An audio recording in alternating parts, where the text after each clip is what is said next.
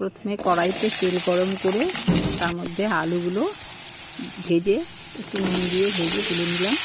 তার মধ্যে কুমড়োগুলো মিষ্টি কুমড়োগুলো দিয়ে আবার একটু ভাজা ভাজা করে তুলে নিয়েছি। এবার কড়াইতে সাদা তেল দিয়ে দিলাম।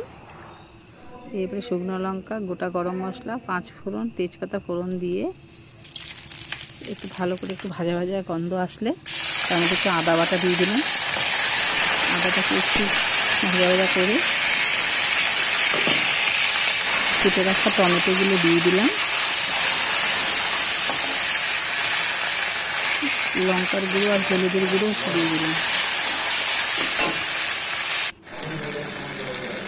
এটা সুন্দর করে মশলাটা একটা ভাজা ভাজা করে একটু জিরে গুঁড়ো দিয়ে দিলাম।